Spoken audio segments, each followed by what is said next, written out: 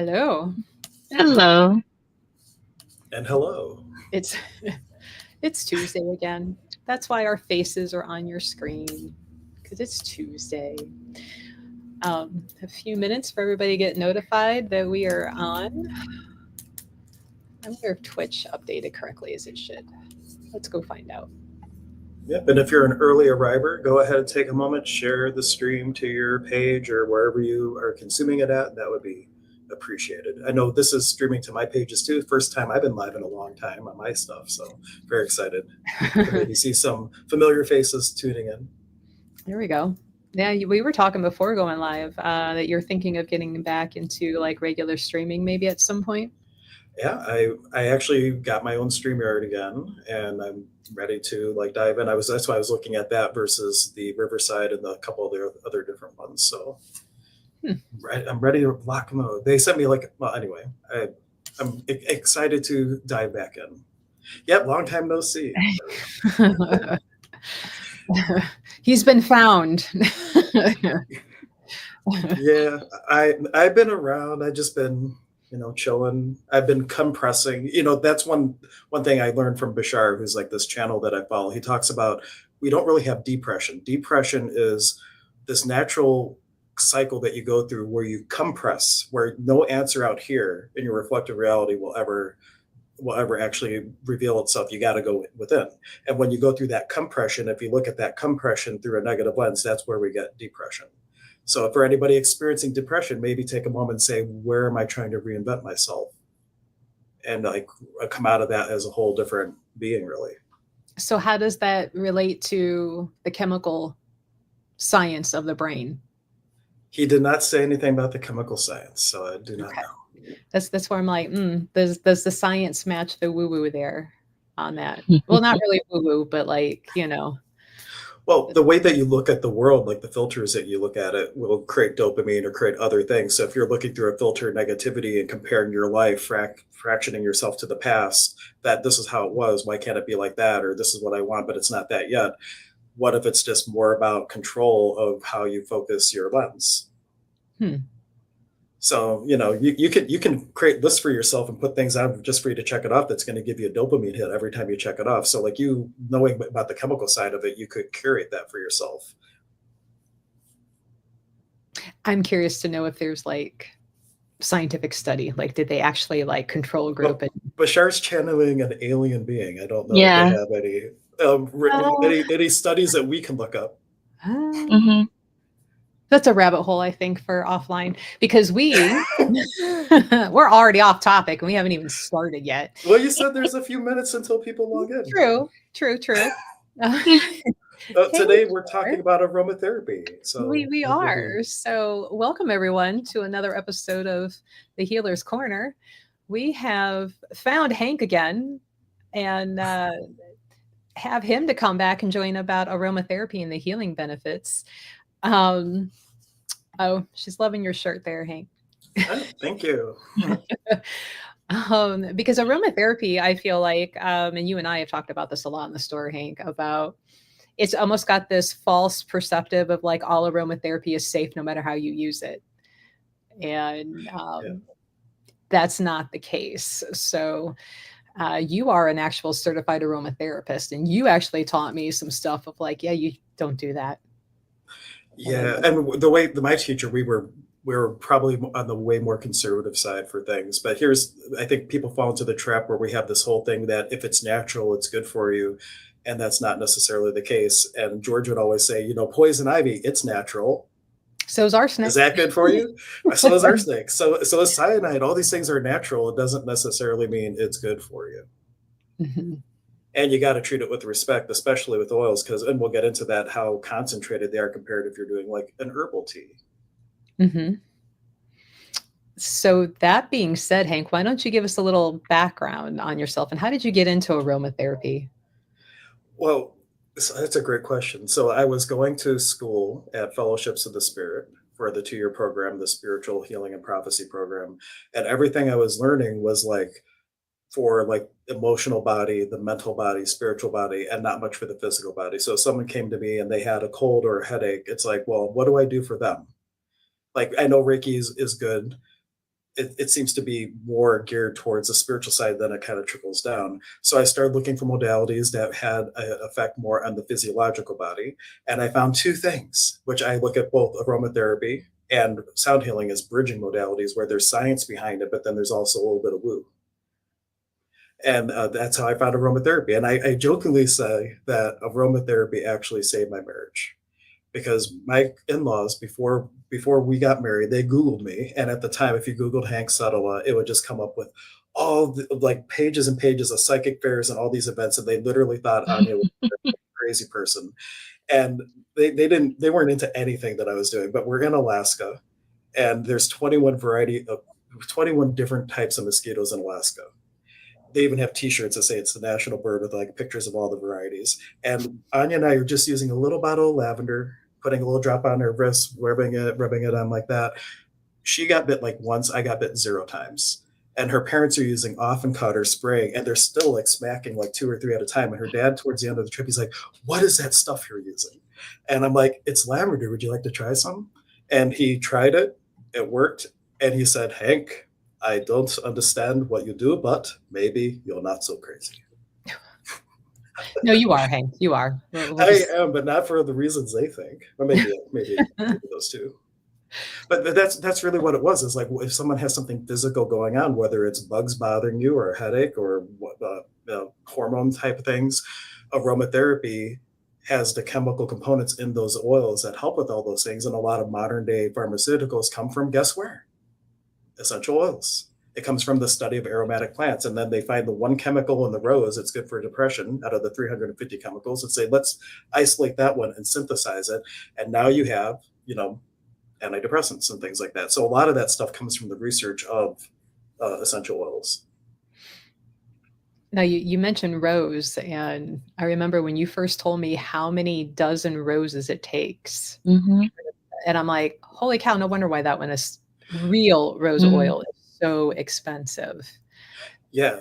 And that's why like with rose and like expensive things like jasmine rose, they typically you don't find straight distillations very often. It would be like $1,000 for like a little thing of rose, but what they'll often do is take all the plant material, wrap it in like a cloth, soak it in like an ethanol or other solvent, and then they distill all of that, and that's called an absolute, and you'll get like a little thing of rose for like $55 or something like that. But the pure rose essential oil is just very hard. Well, you can buy it if you have the money, but that's why it's so expensive because it's like the petals from 36 dozen roses, I believe, 36 makes 1 drop of oil. And to give another example, 220 pounds of lavender makes 1 pound of oil. So it takes a huge volume of plant matter to make a very small amount of oils, especially in the case of rose or jasmine. Mm. That just blew my mind. I'm like, well, that explains the Mm-hmm. pricing on some of these, and made me side eye some of these oils that you see really cheap, in grocery stores now too. Kind of like, I don't trust that one, Mm-hmm. S- especially when it's like $5 for, you know. Well, yeah. If you see oils and they're all the same price, that's a red flag. Because if they're the same price, how is that possible when lavender is usually like one price, and then Roman chamomile might be a lot more because it just the yield is different. But if you see them all the same price, that's like a huge raise an eyebrow type of situation. If you see dust on it, they're not rotating stock. That's a red flag situation. You want to make sure you get a good oil that's not been aging on the shelf because they do lose potency over time. Mhm. Mostly, there's a couple exceptions, but you want to make sure you're getting a recent good oil that isn't having any funny business going on. So, I guess we should get into some of your talking points that you supplied. I love Mm-hmm. it. I open up the document and I'm like, well, Hank too gives me a little novelist, but I broken was down. copy and pasting from the book I wrote because I realized there's so much I will forget myself. So I wrote my own manual for when I teach it. So I use my reference, my points as a That you reference point. did. So yeah. So, do you want to jump into history, or is there another part of this that you would rather talk about? Maybe with how are Yeah. you being guided? Well, just with history, this has been around since like even the times of Christ, they gave those essential oils in the story of the Bible, like frankincense and myrrh, because they were so medicinal. Like frankincense is a bronchodilator, you naturally get more oxygen. Myrrh is antiviral, antibacterial, all these things. So like there's reference points in history that long many years ago using it. And then during the Black Plague, the people who suffered the least were like perfumists that were using oils in their work, and they had a much lower incidence of the Black Plague. So like there was these little spots in history that where you can see where they've been using them. But the real big one is I forget the pronunciation of the name. There was a French chemist who burned his hand and plunged it into a vat of what he thought was water, but was lavender oil, and the burning stopped, it healed completely, and he dedicated his entire life to the study of aromatic plants. And that's where we get the name today, aromatherapy. It is not just inhalation, it's also topical and different things like that. But that's where the real birthing of modern day aromatherapy came from, was from this French chemist. All because he made the mistake of shoving his hand in the Yeah. wrong place. And then it's like, oh, that's, oh, wow, that's healed. That's, wow, that's perfect. What is this stuff? And then, it went from just being maybe focused around perfume and scents and things. Because in the perfume industry, they use all these things too, but they're more interested in the scents and the Mm. evaporation rates. Because you might hear the terms in perfume, there's a top note, a middle note, a bottom note. And it's the rate at which the oils evaporate off. So you feel that first one first, and then the middle note. And then as you're wearing the perfume over time, it actually can change based on what scents are in the perfume. So there was a whole different view of aromatherapy and how you would blend things together based on the scents when you're looking at it more for a perfume type thing versus alternative therapy. Versus adding some lemon, to your water. How does that smell? Well, that's ingestion, and that's a whole nother. But we can go there wherever, whenever you want, in terms of like the different uses and how to use it and all that jazz. So.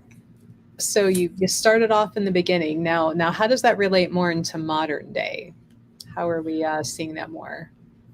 Well, with the rise, what we found, with talking to George before he passed, my teacher, George Cox, he's the founder of Natural Options Aromatherapy, and it was through his school that I got my certification. What he saw across the board is that when we started to see a lot of these high deductible medical plans, and people would need to go in and they're paying full price for that office visit, or they're paying $10 for a copay, and then they still need the medicine and all this stuff, that if you're spending $50 out of pocket, maybe try a $10 bottle of oil.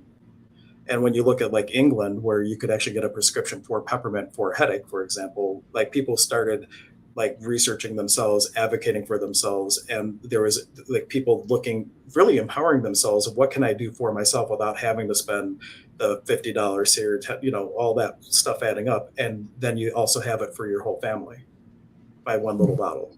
So like I think that's just, we had natural cures, natural things you could do. With the evolution of modern day medicine, it's just like, oh, those are old wives' tales. And now people are brought into the whole traditional medical, and now people are going back to the natural stuff, saying maybe they were onto something. So we're just seeing like a full cycle back to getting back to roots, which is timely as we're getting back to the earth, I believe. Like that's a whole tangent conversation. But as we're getting closer to our roots and closer to nature again and things like that, I think it's a natural place that people are starting to look for their solutions. Hmm. I mean, I think our ancestors way back on were way more into good stuff than they're given credit for. Like you said, the Hmm. old wives' tales, like what it wasn't real. No, Yeah. actually it What was. When Max was a baby, which is my oldest son, we were going to our physician, and he had like some intestinal things going on, and Anya wanted like asked the doctor about fennel tea. And the doctor said, "Oh, that's an old wives' tale." But if you go to Germany, their medical doctors, it's approved by their medical thing. So like it's a night and day difference of what like from country to country, even like what is accepted. If you're going as a medical doctor in Germany, one of your electives is aromatherapy. It's not here. So like there's a huge emphasis on pharmaceuticals, and that could be a result of all kinds of different things, lobbying, or just like this is how it started and this is what people are doing. But you'll find also doctors, like we've had at the expo, we had a lot of physicians that were looking at the holistic picture. So it's not all, Hmm. but like that traditional coming out of medical school, this is what all the things that you're told to do, and like all these other things, like when we asked about the thing for Max, oh, that's an old wives' tale. And we switched doctors because of that. And then the new doctor was way more open to aromatherapy and things. And when we brought things like that up, she's like, oh, yeah, absolutely try that. She'll give us from her own pointers. And if that doesn't cut it, here's the prescription. If you need it, fill it. If not, that's no problem. So like we had a whole different experience when we switched to a different doctor that just had a little bit of a more of a crossing of worlds, if you will. There seems to be more of like an uptick, I guess, in the medical industry of like functional or integrative medicine going on, which is a great thing, you know. And everybody's heard me say this before, except Hank, you weren't on with us. But when I joked with my doctor and was like, "Yeah, I think all of these things that you guys can't catch in blood work is just my alien showing up." And when she could look me straight in the face and go, "There might be more to that than you realize," and I'm like, "Oh, I like you. We're gonna be friends." So I'm like, "Yep, you're it for me. Thanks." But Yeah, I like the uptick in that, bringing back that old healing way back in. yeah. Um, And I applaud the clinic. They actually did double blind placebo studies on Reiki. And I knew one of the people that was one of the real practitioners, and they would go in and they would take like vital signs and things before and after treatments. And there were some like Mhm. real Reiki masters and some fake. And now you can, when you go in for surgery, you can opt to have Reiki done. So like there's Mhm. been a huge um, it's coming along. The worlds are getting closer together. But it's Mhm. our job being in the middle of those two worlds. How can you advocate for yourself? And George would always talk about in his class. He's like, if I have a heart attack, he's like, don't do Reiki, don't do this. Call 911. He was very practical. Like, there's a reason, there's a purpose for this modern day medicine. It's very good Mhm. at these things, but then there's other places where there's a lack, and where you really want to take the best from both worlds and learn advocate for yourself and find trusted sources for information and go from there. Yeah, I believe they complement, not one instead of the other necessarily. Right. Mhm. So, what are the different ways of using, aromatherapy? I see you have like inhalation, topical, bath. Um, Yeah. Well, one of the things, like if you have oils in your home already, or Goddess Elite carries oils, so like you could go get some if you don't have any. But you just on a cotton ball, you could take a couple different drops of different things depending what you want to do. Like if you're having congestion, like eucalyptus is common. It's even in Vicks Vapor Rub for babies. It has eucalyptus in there, just to give you an example. And Roman chamomile or Ravensara. There's all kinds of different ones, and you put whatever you need in the cotton ball in a bag, and whenever you need it, you open it up. Like Yang Lang, for example, is really good allegedly for anxiety. And I just say that because I'm not a medical doctor. None of us here are claiming to treat, diagnose, cure any disease. But I may have read a thing or two about anxiety helping with panic attacks and things like that. So if you have like a little thing of oil on a cotton ball, you open the bag when you need it, or they have fancier like little inhalers like those Vicks Vapo inhalers.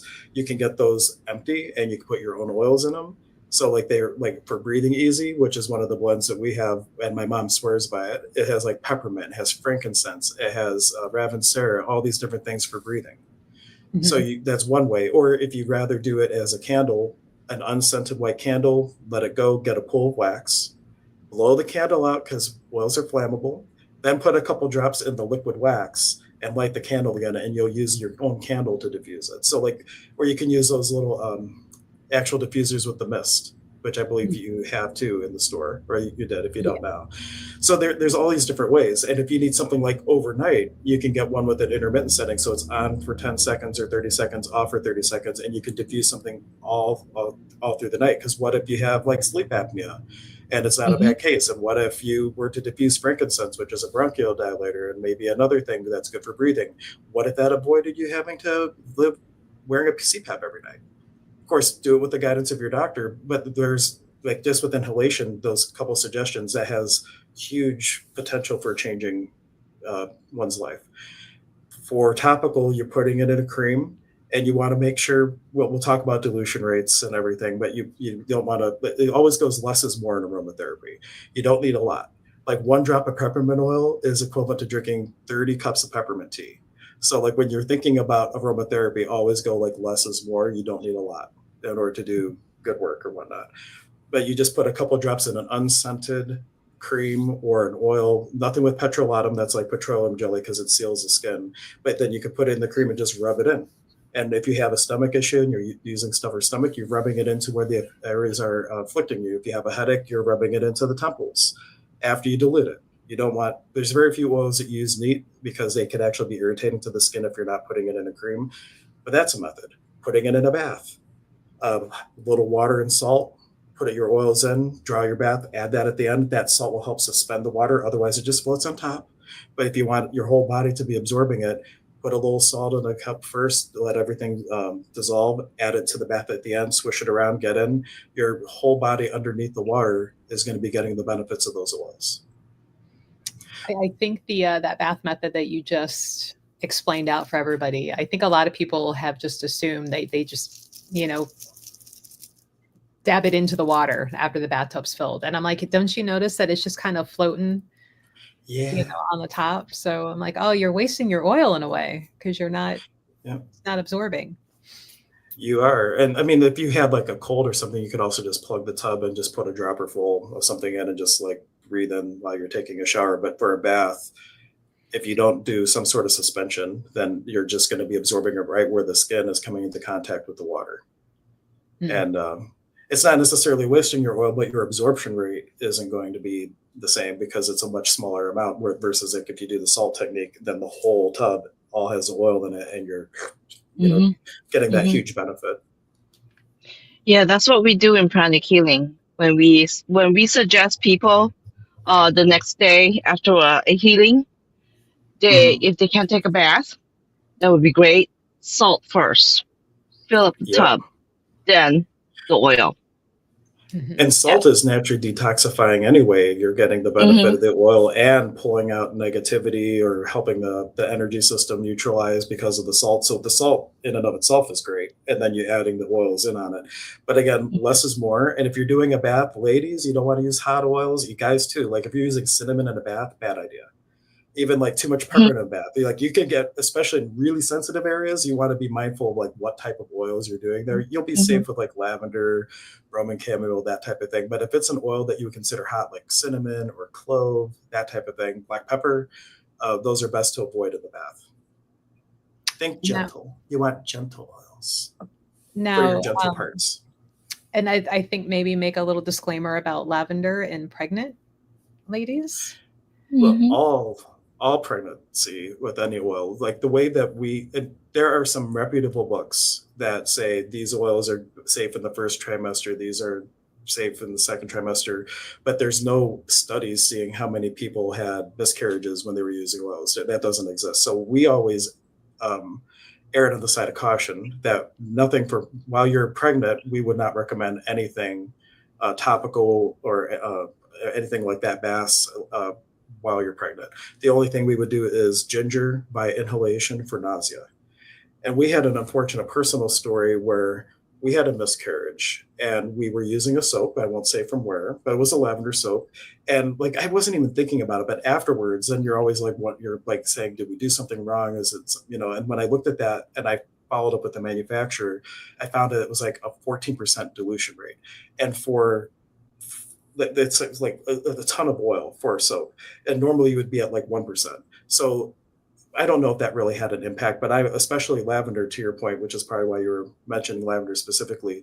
When it comes to women and pregnancy and babies, it is best to err on the side of caution.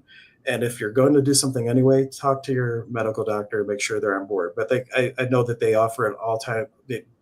After yoga, they'll do like aromatherapy massages or like creams and things like that just to like end it or begin with like a good scent. But if you're pregnant, err on the side of caution. I can't harp on it enough because it kind of hits close to home for us. Hmm. Yeah, that whole relaxation, like it's relaxing too much in Yeah. this case. Um, Now, I want to say your next talking point as I switch over tabs, dilution versus neat. And I think that's where Yep. some people don't realize what neat means versus, something else they might be reading in a book.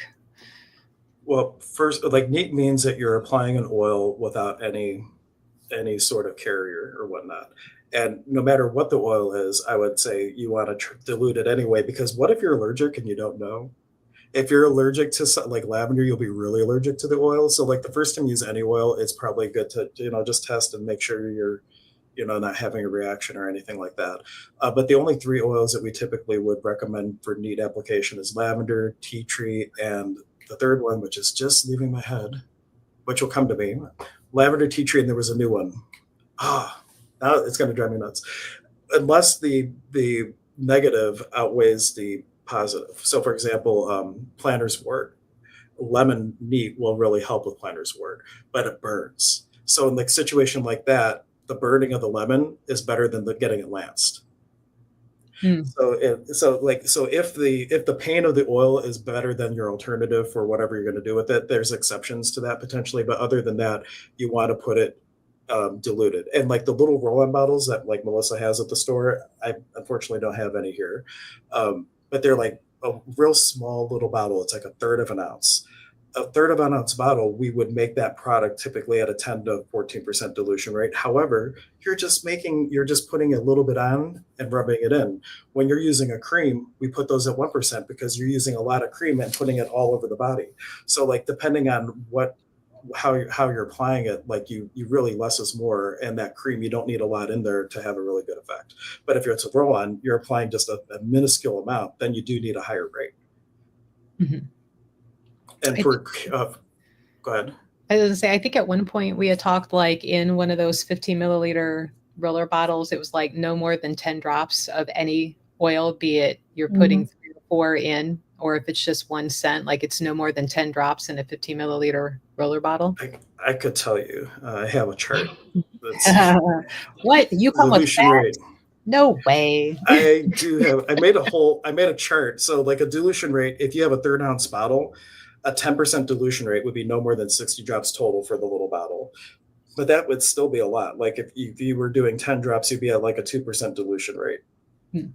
Versus like a cream, for an 8 ounce bottle of cream, you could put 144 drops into that bottle of cream and still be at a 1% dilution rate.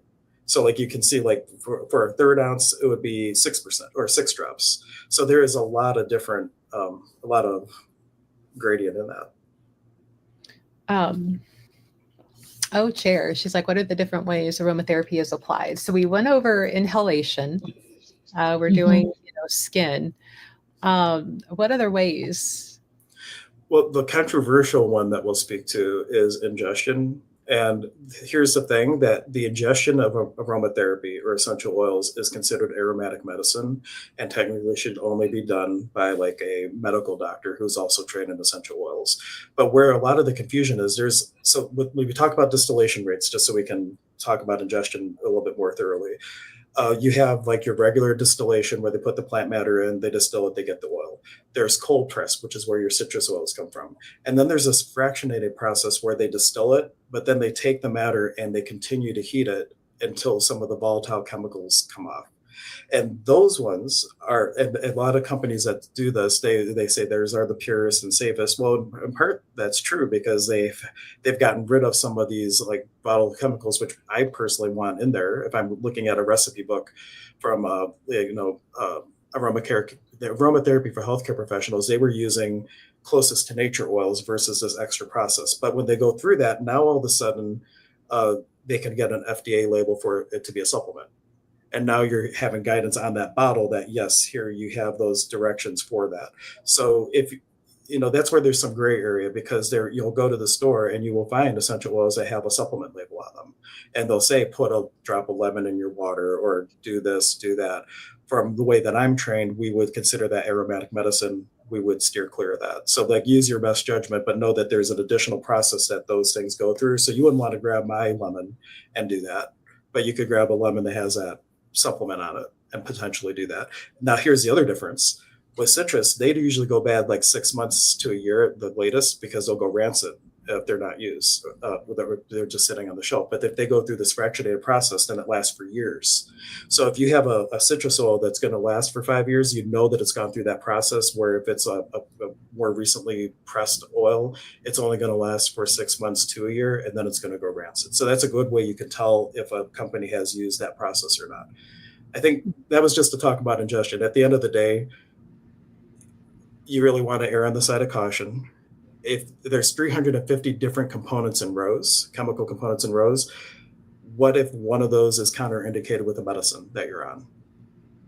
So like, that it's just a lot of gray area. When you are putting it in topically, it's not being metabolized by the stomach, it's not going through the system like that. So like grapefruit ingested may be counterindicated with Coumadin topical. It's not actually going through the stomach using the enzyme, which causes the conflict. So there's a lot of I would just err on the side of caution whenever you're looking at ingestion, but technically it's a valid way, but it would be best with a medical doctor and making sure that you're not doing something that's going to do more harm than good. And obviously, hopefully, a doctor that has some aromatherapy training, Yep. right? That would. Yeah, and then there was there was someone down in Florida at a show. I forget what company they were at, but they were giving people oil in capsules and honey, and the capsule opened in the person's throat and caused burns in the esophagus because of the oil. So like, there's just, when it comes to ingestion, I would say don't do it. Plus, like, to get the measured dose, like if you're taking something for cramps or something like that, applying it topically in the abdomen versus ingestion, you're getting a measured dose, because my metabolism is different than your metabolism, different than my son's metabolism, different than an 80-year-old's metabolism. You put in the skin, you're getting the same amount, because it's not going through that metabolization process and breaking down. So like, they just behave differently too. So like, when it comes to ingestion, if unless you're using it for a supplement and you have like the guidance on the little thing from the company, I would not do it. But those are the main ways: inhalation, bath, which is really absorption, topical, technically ingestion if you have someone that can properly guide you with that. And I believe that's pretty much the big ways to use it. Now, I you don't think I'm missing mentioned, one. like, briefly about carrier. Mhm. Do you want to just recap carrier and like what the differences are? Be it like So you different could, types of creams or oils? when it comes to cream, anything unscented, because once you get into synthetic scents, like it can behave weirdly, and something that does not have petrolatum, which is petroleum jelly. The main reason being because it seals the skin, and the whole point of doing it is you want it in the skin. So you want to avoid petrolatum and anything unscented. When it comes to oils, you could use olive oil, you could use grape oil, almond oil. All of them are great. If you're making something you're going to use for a long time, my personal favorite is jojoba oil. It's actually a botanical wax. The reason being because it doesn't go bad. So if you put your oils in, say, grapeseed oil, that probably is only going to last 6 months, 8 months. It goes bad really quick. Have you ever smelled olive oil that's sat too long and you get that whiff and you're like, oh yeah, that's not good. Your oil carrier will go bad before the oils do. Oils don't go bad; they just lose. But other than citrus will go rancid. But all the other ones will lose potency after 2 to 3 years, with a couple exceptions. Like peppermint actually gets stronger over time. Eucalyptus gets stronger over time, but most of them will just decline. Um, I think that's it, because I just lost my train of thought. So did that So, answer everything? well, I know a lot of people will use fractionated coconut oil because it's got a longer shelf life, but jojoba, right, has Yep, the longer shelf jojoba. life. Yeah, it basically is indefinite. Like your jojoba oil is, it's pricier than a lot of Mhm. things, but it doesn't go bad. So like, if you have it and you're, after a year or 2 years, that roller is still going to be good. The oils might have just lost a little potency, but the oil itself, the carrier, isn't going to go bad. But you could also blend it, like our Featherlight blend that we use and massage therapists love. It is a blending of a whole bunch of different carrier oils. And if you're going through it in volume, then it doesn't matter. Use what you like. But if it's something that you're making product and you want to sell it or something like that, then the longevity of that. Because if you're making a whole batch at once and you might not sell them all at once, now that shelf life is an issue. So like, it depends on what you're planning to do. But jojoba is a fan favorite for me. Mm. So if they were making product to sell it, it's going to be important for them to have their expiration, like made on date and expiration, either by the carrier or by the oils they have in there. If they're not using the jojoba, right? So, Even if they are using jojoba, I think there might be guidance that you have to put a date on it. I'm not really sure on that. and it might even depend on the state, like what you're required to put on there, and even country, I think. Um, Mhm. but keeping track of that, because you said, like you said, peppermint can get is stronger, and you've mentioned for a headache. But I know we talked at one point with peppermint, like for migraine, depending on the type of migraine, because it can Yeah, also make a headache worse depending worst. on what causes your headaches or migraines. So what Yeah. is the difference on there? So like one type of headache is a constriction of the blood vessels, and for that, peppermint will open that because it's a vascular dilator. But there's another type of headache that is over blood flow to the blood vessels, and that, if you add something that's going to dilate them more, will make the headache worse. And George had a funny, actually, I did that to myself too. So, like, I've had firsthand experience with peppermint. George would tell the story that I did it to myself where I spilled in a class like peppermint oil. And I remember cleaning it up and I didn't put the paper towel in the trash in a timely manner. And while I'm teaching the class, I just started getting this huge headache. And I realized I just gave myself a peppermint headache. So, and George had done the same thing. He was filling things, and he had spilled a bottle, and he didn't bother to clean it up, and then he got a peppermint headache. So I guess I took after my teacher a little bit, and that's a good segue into, if you spill oils, you want to get it up and get it into a container so that you're not getting an overstimulation of any oil, because peppermint's not the only thing that you can get too much of. Like if you use too much lavender, it will keep you awake. I had that as an experience too with like Max as a kid. I would usually put a drop on like the onesie, their little sleep thing for when they would go to bed. And I believe I sneezed, or I don't remember, but I put way too much, and then that he would not sleep that night. It was like the most restless night. So usually, like with aromatherapy, if you use too much, you get the opposite of the intended effect, and that's like across almost all the oils. So less is more. It's Mother Nature's way of saying, stop it. That's enough, child. And if you were to spill like a whole bunch of peppermint on you, for example, you would want to take like a cream, put it on loosely because the oil is going to absorb into the cream, and then wipe it off. Don't wipe it in. So if you have like a whole bunch of peppermint on, like you don't want to rub it in. You want to get something on that's going to help pull the oils out, and then it still might be like you might have some effects that aren't desired by having too much of an oil absorbed that way. So it's really just want to be cautious. And if Yeah. you get it in the eye wash, call a doctor, because there was, anything like that, you want to get that flushed out, call the poison hotline if you were to end up getting like an oil in the eye. Whenever I teach, I would always have a little eye wash station just in case. Fortunately, I never need to use it. But I like to mention that too. Like, don't always believe everything you see on the online. I used to have it printed out. There was somebody that went blind or had a lot of eye damage because they looked at something online for cataracts, and they had someone had this aromatherapy blend, and you massage it in the eye, and they did that, and it caused damage to their eye. So Oh, wow. just because it's online doesn't mean that it's accurate. And do your due diligence. If you see something online, Google it and see if you find it in other places, because anybody could put up anything. There's no regulation on what's on a website for the most part. Like anybody could, and their brother could put up things. So just do your due diligence and look at consistency. And when in doubt, always play it conservatively. If we found a counter indication, we were very quick to add it in the book. But if we wanted to put something in as a positive, we wanted to see it in 3 or 4 places, preferably with actual case studies in a clinical setting.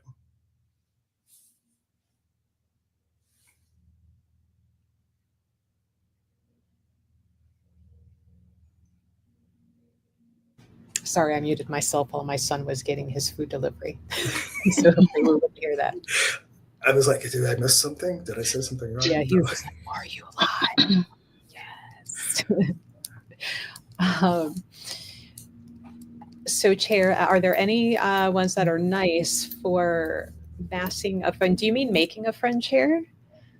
The silence was For passed. I think missing a friend. Yeah, what do you mean by massing, Chair? Help, and we'll gladly, I mean Hank, will answer that. Marie and I just drive the bus up to the guest and be like, answer it.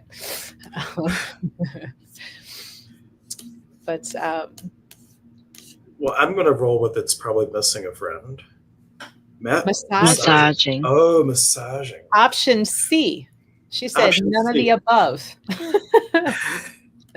What sense do they like? And are you looking, like, if it's just a friend, of course, like I would go lavender, Roman chamomile, that type of thing that's just calming. But get their input, because like scents can be anchors. So say cedar is a great scent for some people. They love it. It's calming. But say grandma used to lock you in a cedar chest and then beat you with a spoon, and that smell of cedar is triggering for you. So like ask them if there are any scents you're opposed to, would be one thing to ask. But like lavender and that type of thing is really great. If it's for romantic type of thing, then you might want to use some hormone regulating ones that are also like it, they like an aphrodisiac type thing. Like I know Melissa's favorite patchouli. You could use patchouli or ylang, clary sage. All those are really good for aphrodisiacs. Clary sage, not so much if you're going to be drinking alcohol because it increases effects of alcohol. So don't do clary sage for that. But like if you wanted to do something like romantic wise, then you could look at some of the hormones. Jasmine would be a good one. That type of thing. Um,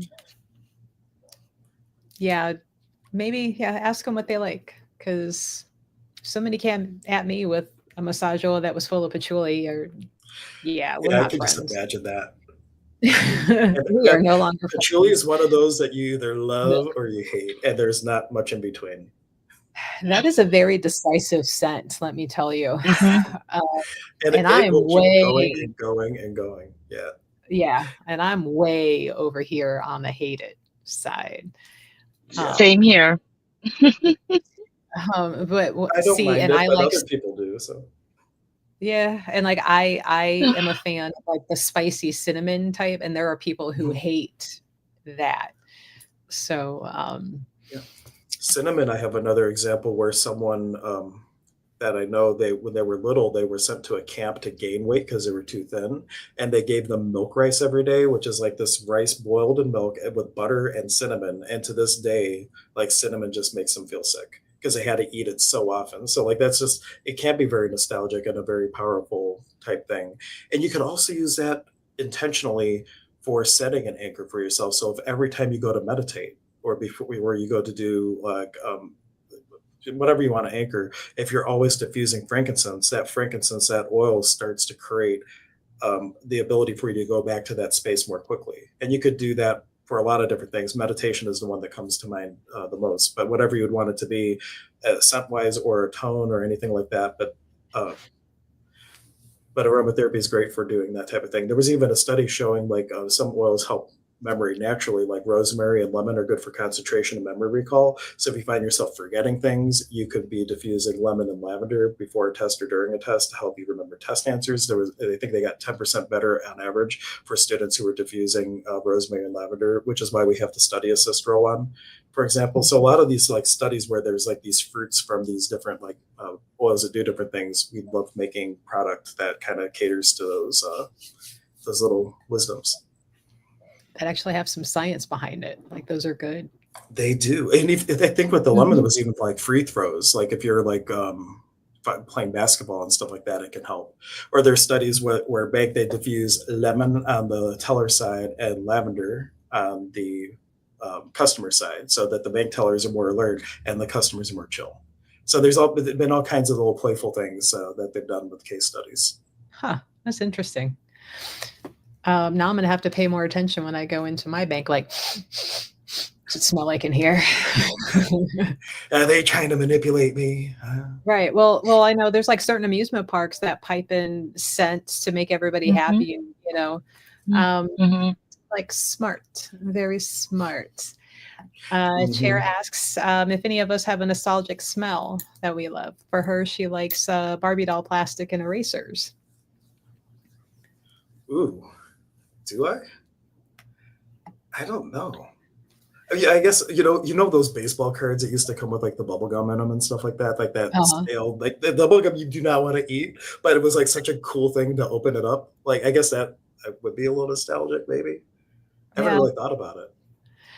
Um, my grandfather on my mom's side smoked pipe, and he used to smoke the whiskey blend by Borkham Riff, and it like I knew we were getting to grandpa's because I would fall asleep in the car and I would wake up smelling that and would just instantly love that we were at grandpa's. So I still to this day will go get packages of that pipe tobacco and burn it on charcoal and everything just to smell it. And it's a good smelling. That's why I'm like, ooh, this is where tobacco, right? Like some of it can smell so good, but it's so bad for you, you know? Yeah. Oh, they know cigarettes when the first like, and I don't smoke, but when someone lights up the cigarette, like just that first little puff, I find that to be a really pleasing scent. And then the second drag that they take, it's just like, ugh.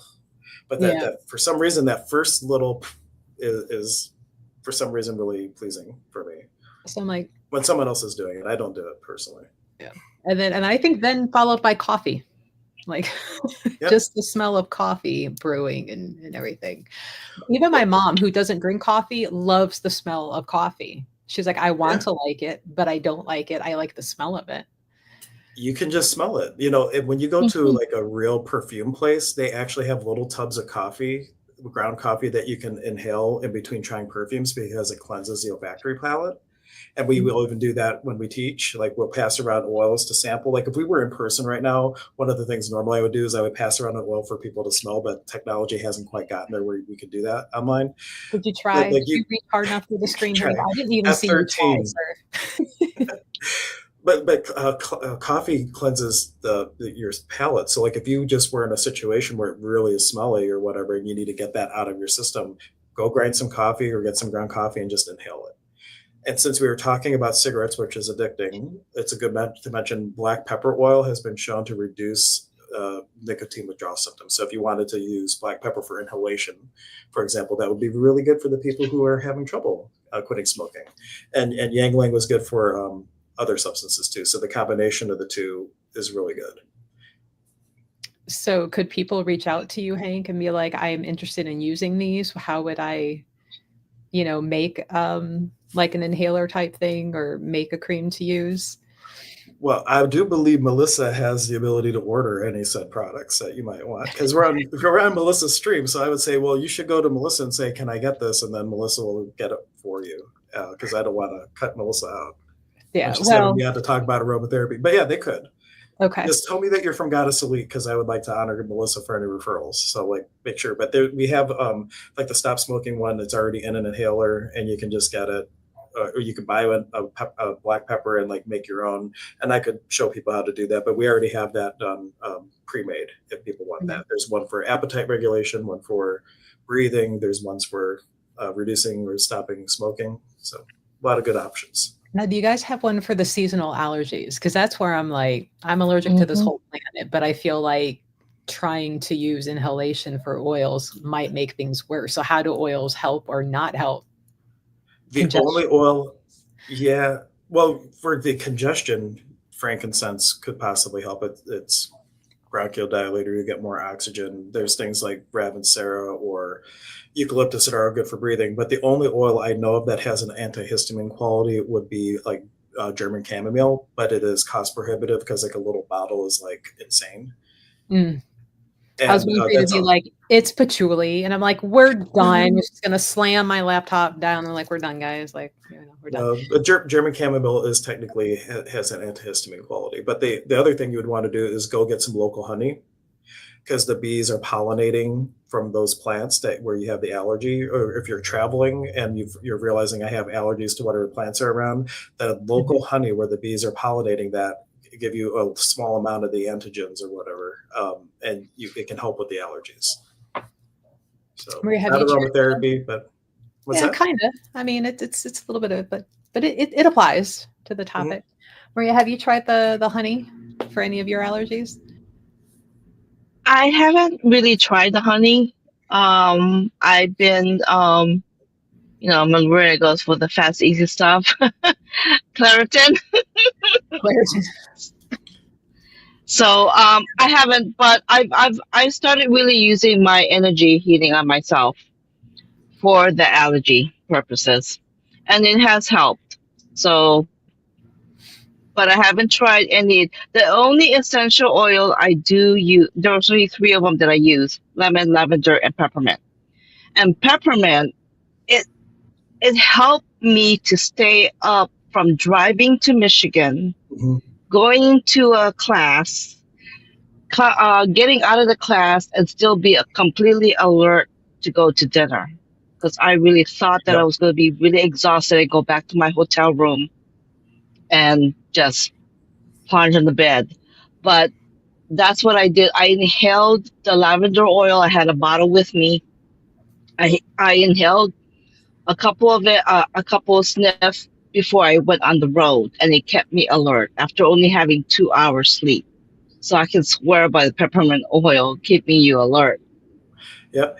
And to validate that in our instant energy boost, peppermint is one of the key one of the key oils that we use. It's peppermint, rosemary, lemon, and I think thyme, but they're all stimulating oils. And we marketed that a lot Hmm. to truck drivers who had to like drive a lot and stuff like that. So right on the money. Yeah. I, I Peppermint. used to have one of Yeah. those aromatherapy lockets, and I would either have peppermint on it or like a Breathe Easy blend.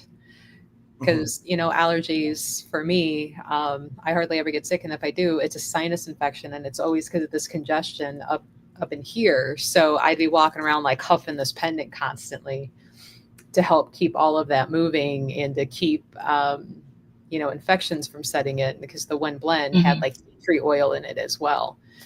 um, so that at least in my mind it worked. um, but that chain broke, the pendant fell somewhere. I'm very sad, I Oh, need to replace it. yeah, and for sinuses, we have a sinus relief roll on where you put it on like the sides of the nose, but the real key to it is you're applying a lot of pressure as you go down, and that pressure combined with the oil helps open up the sinuses and the sinuses to drain. So that, I mean, that's not directly for the allergies, but is helping with the symptom. So you can try different things. Yeah, I Hmm. mean, aromatherapy can help a lot. Now, I think for those of us who may have pets and want to see about using aromatherapy for pets, yay or nay, Hank? Oh, see, I'm glad you. That was not on my talking points, but it probably should have been. For cats, no. Cats are very sensitive. They lack a enzyme or a component in their digestion that allows them to break down the oils, and pets can get really sick and even and possibly die. There's very few exceptions to that. There's a really good clinical aromatherapy book for pets. I can't remember the name of the author, but they talk about maybe some exceptions to that. But you really want to be careful, especially with cats and especially with birds. Birds are very sensitive with the olfactory system, so you'd want to make sure you don't have any diffusing things around birds and things. Dogs are fairly okay. You could rub it on their paws and things, or put it on like a little kerchief, and dogs would be able to have benefit from it.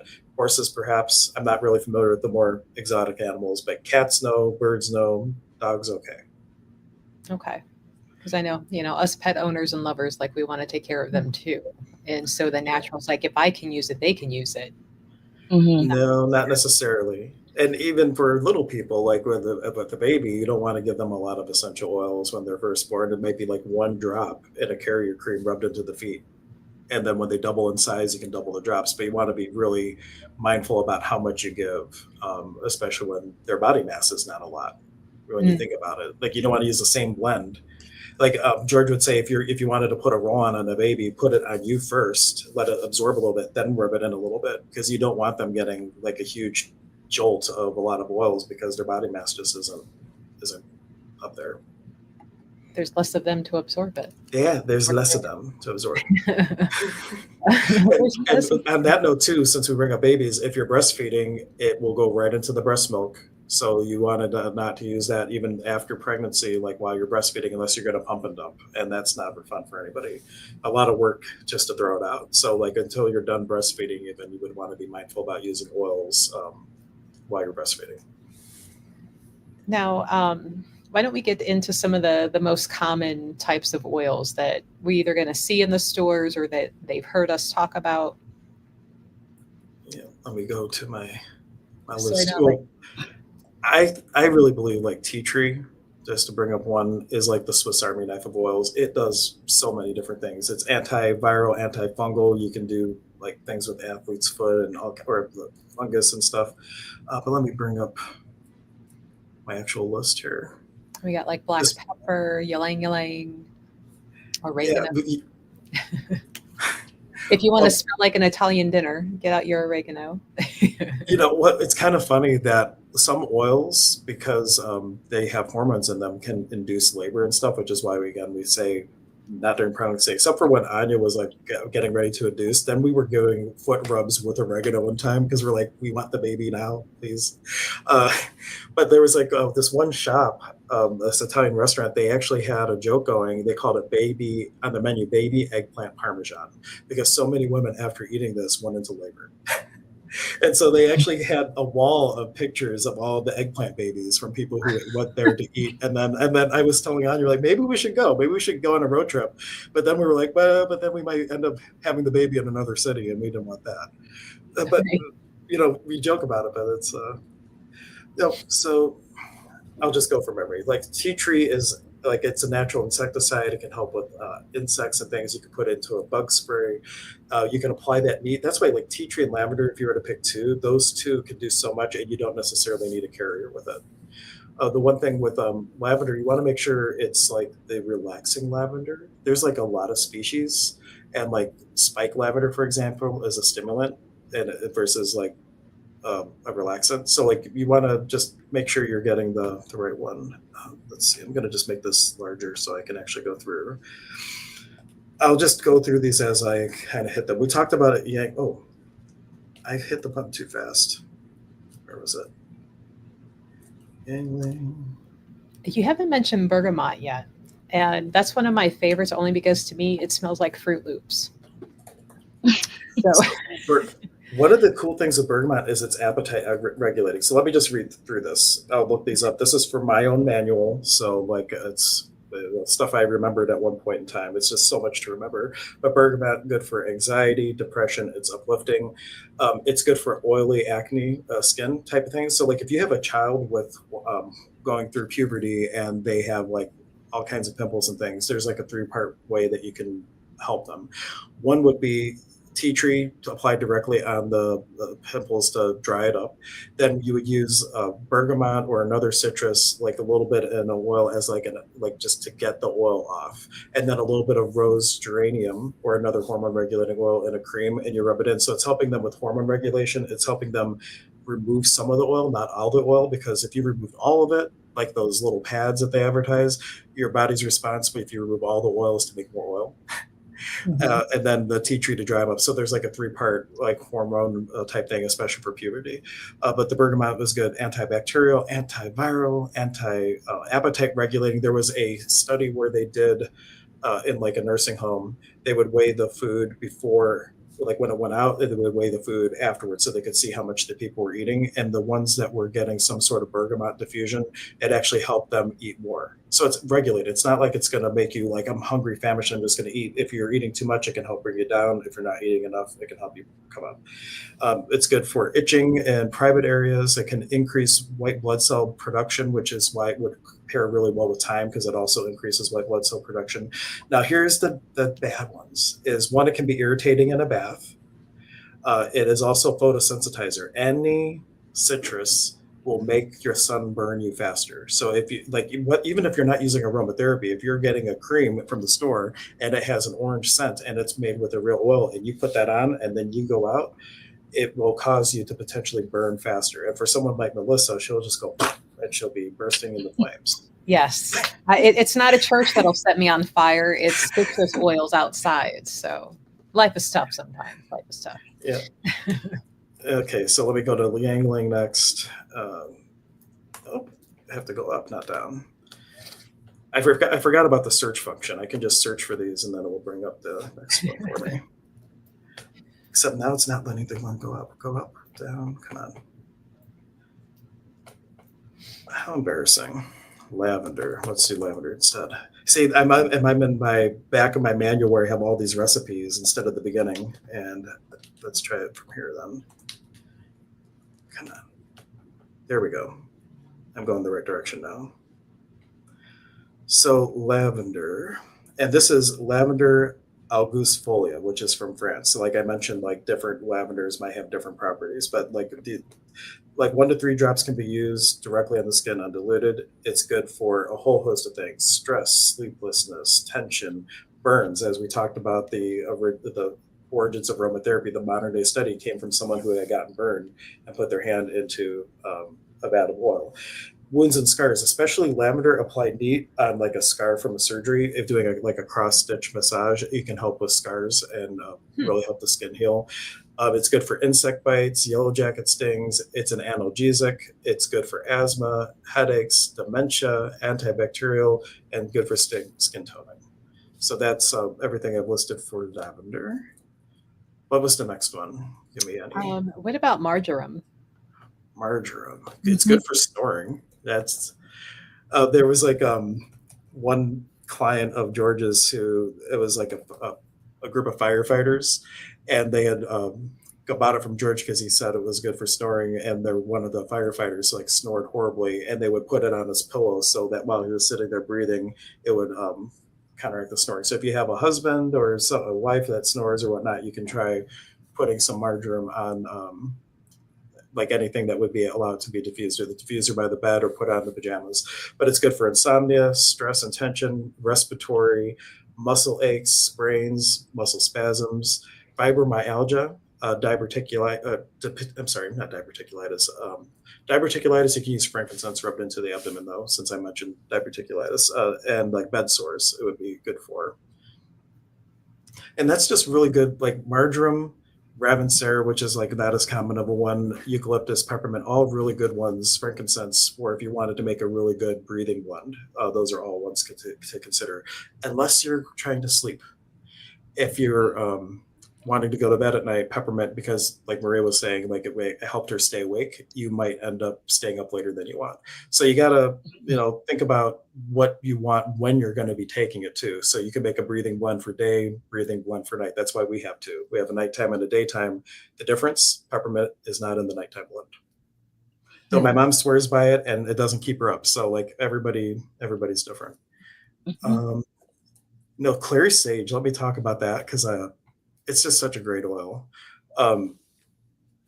It's hormone regulating, and it contains a natural estrogen. So like if you had like someone with breast cancer or something like that, those would be some exceptions where you might not want to use it. It's really good for hot flashes if you're hitting perimenopause or menopause. Reduces frigidity. That's how George liked to say aphrodisiac. He was like, it doesn't make you like go out and like just do everything, but it makes you more open to the experience. So whenever we say aphrodisiac, where I'm really speaking to, it just makes people more open. But reduces frigidity. It's a powerful balancing oil, euphoric. It's really grounding, muscle aches, increases creativity. Vicky, who's George's wife, when she would diffuse clary sage and do her stained glass, when she would take that product to a show, all that stuff just sold. Like she just had this extra creative lift. So if you're doing writing or poetry or anything artsy, diffusing clary sage could be amazing as a benefit to your work. But it can cause night terrors if you combine it with alcohol. So like if you're drinking and then you're diffusing clary sage, it may cause like a night terror effect. So you want to be a little bit Do not mindful use of that that. against people you don't like, guys. Yeah, if you don't like them, then you go and you give them the alcohol and say, "Here, smell this too." But it could also be contraindicated with some psychotic meds. So if someone's like on antipsychotic, then clary sage would be potentially one to avoid. But you see, all these little things. This is why you really want to educate yourself when you're starting to use oils, and just make sure you have the full picture of what you're getting into, because it's really to be respected. The oils, it's like Mother Nature's pharmacy in a way, and we just want to make sure everybody has the information. Now, do any essential oils need to be refrigerated ever? I can't. I mean, a citrus might last longer in the fridge because they do go bad over time. But typically, if you want to keep them in a cool, dry place, it's really um, the the area that the oil is exposed to the air in the bottle even is what will cause the oil to like lessen over time and stuff like that. So it's more about the bottle, and it's light sensitive. So you want one of those dark blue or amber bottles to Mhm. keep out the light that would impact the oil. And then something with what they call it the head. So like you wouldn't want to put like a third of an ounce of oil in a big container like this. That's going to give you a lot more exposure to air. That's why the bottles are really small and narrow. Mhm. So like the type of storage, the bottle would be a factor to keep it better. But I think just the citrus oils would be the only ones I would say might have a benefit for being in a refrigerator. If it was a hydrosol, if you are making, so like after they distill the oil, they have all this water, right? So they have the oil and they have this water that's called floral waters or hydrosols. Hydrosols do need to be refrigerated. I don't think there's a lot of, you don't see that as much market Mm-mm. wise, like people selling hydrosols. But if you looked and you found hydrosols, you would want to make sure you refrigerate that because it is a whole different animal. Mhm. Yeah, I don't think you see them very out because they are such a temperamental product. Like Yeah. if I wanted to sell them, now I have to bring in a refrigerator just to carry that product. And then the client needs to go right home and throw it in a refrigerator when they're leaving me. Mhm. So No, come in to see me, get a reading, go get lunch, go shopping somewhere else, and then going home. Like, no, now you need to go right home and go throw that in the refrigerator. Yeah, So, I can't say that I've ever noticed them. I speak to them because I was educated on it. I don't know if I've ever seen a hydrosol sold in the wild, personally. I mean, I've even looked, for them just to be like, well, I could go to one of those wholesale clubs, get a small refrigerator, and I'm like, no, just no. Um, and that's the thing, right? So if it is a hydrosol, like, isn't that, and correct me if I'm wrong, there are plants that you don't necessarily get oils out of. You get more of the waters or something to do with the you explained this forever ago. Oh, yeah. There's not every plant makes an oil, and some Mhm. plants make oils with different parts, like juniper. Oh, let's see, what's a good one?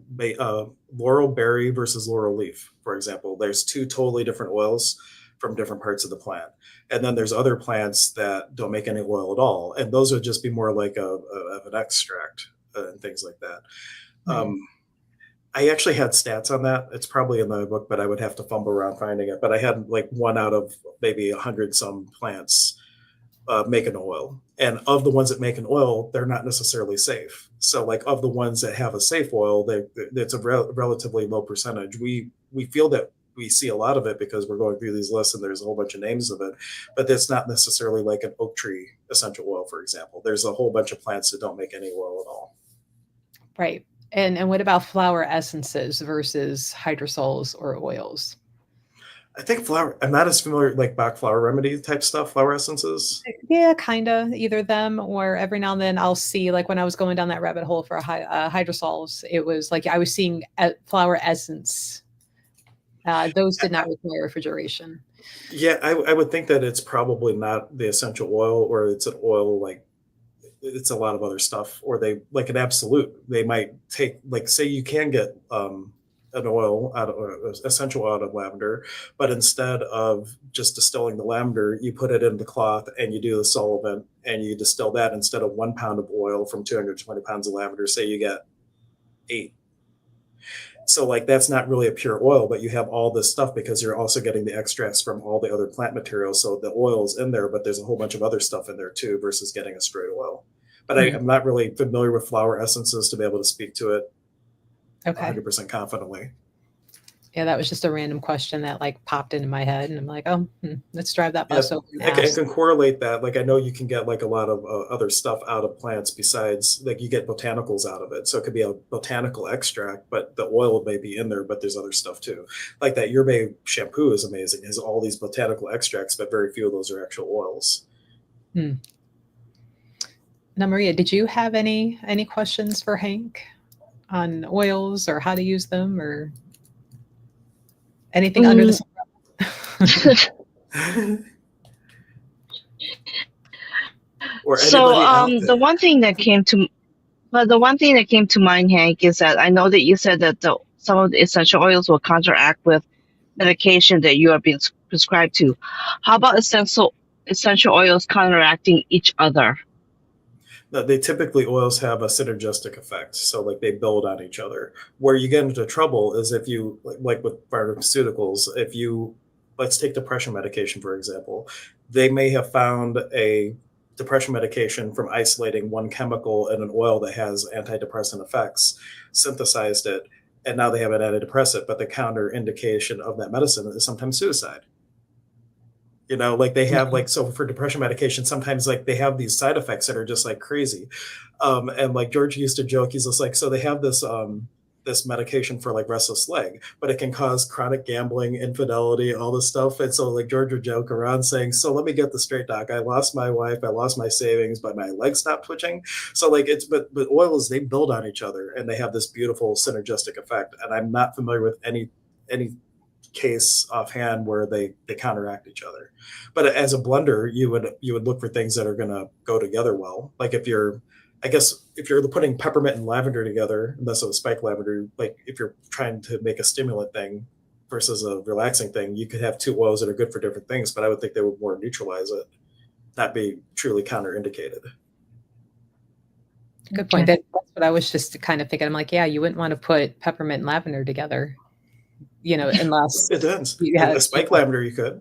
Yeah, true. Or you can put a whole crap ton of lavender, so you have too much, because the opposite, too much of an oil will cause the opposite of the intended effect. So, like, let me throw in the 80 drops of lavender and 10 drops of peppermint. That might keep you up. Maybe I should try that instead of all the coffee I drink and see if I can get more But done. you like coffee. Rumor has it it's your spirit animal. It's my birthstone, coffee beans. It's There my you go. birthstone. Yeah. Yeah. I mean, even today, and I'm like, I've already drank 2 cups of Death Wish, and I'm standing here with the Celsius in my hand, and I'm like, I could take a nap right now. Like, this is a stay upright and keep moving. 'Cause if I sit too long, I'm done. You And know, they're like, get more coffee, and I'm like, it is not going to help. Like, we have crossed that threshold. one thing that comes to mind, not so much counterindicating with each other, but like if you take an aspirin every day, or pain relief medication, your body builds up tolerance. And it's worth mentioning that Mhm. with essential oils, your body doesn't build up a tolerance to oils necessarily, but like arthritis could worsen. So like the essential oils are going to be doing the same thing. For your arthritis, for example. But if your arthritis gets worse, it's not that you build up a tolerance to the oils. You may just have had a worsened condition, and then more oils are needed to offset the pain or whatever you're feeling. The exception to that is long-term toxicity. There was a guy who he was chewing like big red gum, like a lot, and he ended up with all these weird medical conditions, and they couldn't figure it out, and it ended up being long-term cinnamon toxicity poisoning because he Hmm. was constantly chewing big red gum, and there's now, Mhm. they actually have cinnamon oil in that gum. And it wasn't something that happened every, overnight, but over a long period of time he ended up with this weird complication. So like if you're going to be doing like daily stuff, it would be good to give yourself a break and like rotate through, because you wouldn't want to it. I haven't heard of any other real examples of that, but like that's something to be mindful of. Is if you're going to use the same oil every day for 10 years, maybe then in that case you'd want to look at the textbooks on like long-term toxicity poisoning, because they actually uh, test that on animals, unfortunately, where they would give a certain Mm. dose for animals, and when a certain number of the population dies, that's when they consider it a lethal dose. So yeah, it's something to be considered, especially if you're using something as a supplement. Like if we're talking at full circle from the beginning, if you're using an oil and it has supplemental things, I don't know if the oils from that fractionated process, that or the chemical compound that could be for long-term toxicity, is gone or not. So like it would be good to rotate it. Just like probiotics, do 3 months on, switch it up, do something different. There's a bazillion oils that do similar things. You could easily rotate the oil and use, instead of lavender, Roman chamomile; instead of Roman chamomile, use cedar, and so on. Mhm. No, Does that rule apply also for shampoos and lotions that has essential oil? Yeah, I guess it would depend on the dilution rate and stuff. I don't know. you stumped them, Maria. Good job. Mm. Well, and a lot of shampoos are not even putting in like actual, like they're using synthetic scents and things. But if it's like real aromatherapy, then I think over time that might be something Yeah. to look at, especially if it's something like eucalyptus. Eucalyptus is like one of the most toxic oils that you can get, and like a very small quantity, if it smells good and a kid were to drink it, that could cause issues. So that, on that note, you also want to make sure they're up out of reach of young ones, because if you're opening cinnamon and boy, that smells like that red fireball candy I like so much, you don't want a kid drinking that and then having all kinds of complications and problems because they ingested a large volume of oil. So Mhm. good food for that too. Now, any of our friends who are joining us live, if you have any questions about aromatherapy, certain oils, go ahead and ask in the comments. We'll have Hank answer them while we've got him tonight. Yeah. Um, Feel now, while free we to message me if you have questions too, like offline, if you're catching this on a replay or whatnot. yeah, keep him busy. And Keep if you him. order any, and my store website is holistichealthandhealing.net. And if you do order anything, in the notes section, say found you through Goddess Elite. That would be my ask. So I just know that it came from Melissa, so I can honor her for this opportunity. Now, while we wait for some questions, I think the last thing we haven't talked about yet were 3 oils that were listed as less common but good to know about. And you kind of went over German chamomile because of the histamine, antihistamine. But you Yeah. have carrot seed and wintergreen.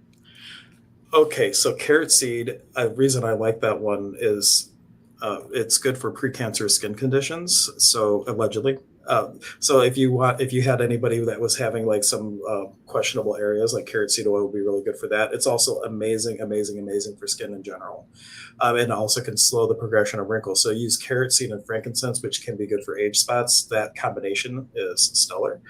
Um, so what was the other one? Oh, wintergreen. I put in there because you can overdose on it very easily. So wintergreen is a natural aspirin, and like in the arthritis blend that we do, it's like a very small quantity of wintergreen because if someone were to put too much on, like you could actually have aspirin poisoning. So stuff like that, it's a really good example that some oils you just want to less is more always. And it smells so good, but you don't want to use too much of it. But that's great for analgesic if you were to add that into a cream for arthritis. That's why it's in our arthritis blend. Um, like arthritis, you really have three things you want to look at. You have the analgesic part of it, you have circulation part, and what was the other one? Circulation, analgesic, and I can't remember. Uh, Anti-inflammatory or Thank you. Anti-inflammatory. So you have like Roman chamomile or Caballia that would be good for inflammation, and you have wintergreen, clove that would be good for as an analgesic, and then for circulation, circulatory increasing, you have things like rosemary and ginger. Just to give some examples of each. So when you're thinking about whatever you're looking to help yourself with, what are the components of that element, and then what oils would support each one of those, and just pick one or two. There's a bit of an intuition when it comes to this too, because a hormone regulating oil, there's literally 50. So like, how do you pick? And that's where you kind of like go from the heart, because you could pick any different oils. Maybe sometimes it's just what do you have available, what's for sale at Goddess Elite, and you get what you can. But if you have a whole bunch of options, then you kind of feel in the heart like what is going to be the one that I'm going to pick for that. And then what was the other one that you had mentioned? uh, so we went over the German chamomile, carrot seed, wintergreen. Oh, and then I see down here Litzia Mei Chang. Oh yeah, so that one it smells like a citrus, but it is let me find it. Mei Chang. Did I do this thing again? Oh, intuition. Let's see. The reason I put it in there is there were some case studies where they were showing that inhalation may have helped a lot with lung conditions, especially of cancerous nature. So that's why I really liked that one. But if you wanted like a citrus note to an oil, that one is great because it doesn't have, it's not really a citrus, so it doesn't go rancid like a regular like orange or a lemon would, but it gives that like citrusy kind of vibe to it. And Mei Chang, where is that at? Here we go. Page 48. Let me go to that and I will read the rest of it. Mm-hmm. Yeah, if there's enough interest, we could, like Frankie was just saying she loved my all-day class in Lily Dale years back. I taught a hybrid class online and in person. We ship kits to them. If you're interested in something like that, talk to Melissa. Maybe we could work something out. But Mei Chang, it's a deodorant. It's antiseptic. It's good for digestion. It's a sedative, disinfectant, and good for stomach type stuff. It's one that you do always have to dilute. But the real magical part with that one is just because there's so many people with the big C word, various types. I really like that one for inhalation because they had been shown to possibly help with that kind of stuff. So that's why I was putting some of those in there. The carrot seed, this Mei Chang, they're really good for the big C, but allegedly. Allegedly, right? Because we Allegedly. can't diagnose, prescribe, diagnose, tell you to do one instead of the other. Yeah. We are not allowed to do that, and we're not going to. You know, Um, and aromatherapy has so much scientific background and different things with case studies, but I would say no matter what you're using all this for, take a moment and ask whatever's showing up in your physical body, is it showing up because there's something spiritually that's gone awry? Because just dealing with the symptoms, whether it's from a doctor's prescription or from Mother Nature, if there's like something else going on, like resentment is resulting in fibromyalgia, for example, like do take a look at yourself in the mirror and ask, like, is what's showing up a manifestation of something I'm ignoring? I know that's a little bit more on the woo side than the science side, but like looking at it holistically, where else do I have to look besides putting a cream on or roll on or diffusing something? Is there something I need to look at from an emotional perspective, a spiritual perspective, a mental perspective? And then kind of line that up with what you're doing for the body. Well, we don't have any questions from our friends. Now's the time, guys. Now it's the This is where time. we play the countdown music. Losing time to ask your questions. Yeah, and we're um, in again soon too, right? That I'm I sorry. What was that? like we're doing another live stream soon. I think we. Yeah, yeah. I believe it's Next, next week. yeah, Um, yeah. we get into the shaman stuff. Oh yeah, next week we're Mhm. going way more woo. So if you're looking for woo, tune in next Tuesday too. Yes. Oh, look at that rhymed. Next Tuesday too rhymes with woo. um, yeah, more on the woo woo, more into the work that we all three share, training that we Mhm. all three share. Um, Mhm. so yeah, it'll be fun. Chair Bear, she's all about the woo woo and the paranormal Yeah, type stuff. So and Chair, what in 10 in like 14 hours we'll be doing our paranormal live stream. We're going to go over the merry-go-round museum and whatever Kayla's got ready to go. Um, but yeah, thank you guys for joining us for discussion on aromatherapy. Um, we'll see you guys next week for another talk and another round of the Healer's Corner. All right, that part's edited. That's where I'm bye. going to cut and edit. So and done. All right, guys. Yeah, join us next week. We're going to talk all things shaman, shenamanon, and we'll probably Shanamana, get na, Hank to na, sing the na, song. na. Shanamana. I'm singing it out. Na, na, na, na. So if you have questions, we're going to be going over the Peruvian tradition, which is more of a mysticism because shaman's actually a Russian word, and more for that tradition. Some right, something like shanamanaman, Yep. Mhm. um, so feel free to ask the questions. I don't even know if we're going to really have a structure for that. We might just start talking, and as you guys ask questions, Mhm. that's where we'll kind of let the Yeah. decide how and where we go with it. Because that is a very big topic. And Hank, you and I, what was it, Thursday mornings, we were doing a shaman stream. Yep. You can go back and find that on the YouTube channel, I'm sure. But Melissa and I would talk, and then oftentimes we'd have Zane on, and we just talked about little different topics. But it's so broad. And one way we could do that too is come to us with what's going on in your life, and then we could speak from a shamanic perspective or the nature mystic perspective, like how we would address that. So we could talk Mhm. a little bit about the tradition itself, but then like let's make it practical and how can we Mhm. help y'all with it. Yeah, because it's like we all three have the same teacher, but we all three do it slightly different. Mhm. And I love the fact that Zane gives us the permission and the go ahead, to do that. That it's like you're wrong. I think the only thing he's ever said you're wrong is like very way out there that it's like harmful to your client. Then he's like, no. Except he says it way nicer than I do. Because that man's got a lot of patience. There's been students that I'm like, oh, they would have been. I'm like, you're a saint, man. You're a saint. So, Well, that, and I think a lot of us have gone through it more than once, or parts of it more than once too. And it's different every year because it's a living tradition, and what shows up every time is like what the world needs now. So when we show up next week, whatever we talk about, I'm sure we're going to be led to share not just what we share, but how we share it with what is needed in that moment in time. yeah, And that Mhm. goes a lot easier if you ask questions. So Yep. bring some questions. yeah. And if you're not sure what to ask, if you got time, go look up um, the Paco tradition. Mhm. Mhm. Um, because with our tradition is up in the mountains, it is not the peyote drug down in the rainforest. We don't get high to do our work. Unless you're watching Llama. As David said, like the Carol, they have like these little berries that were like hallucinogens or whatever, but they would just like eat it and watch their llama because they're bored. But like the actual shamans don't do any of that. Yeah, I'm like I'm Just gonna the go llama stare at my watchers. llama for hours. Like, look at him go. You can do it, little no llama drama, no drama llama. There we go. Um, but yeah, join us next week. Going to be a loose conversation, so come join us, have fun. We're going to talk about all the nature mystics of the Indian mountain tradition, and have fun while Yep. doing it. All But right. Until next thanks, time. guys, and we'll see Bye, you next guys. week. Bye. Bye.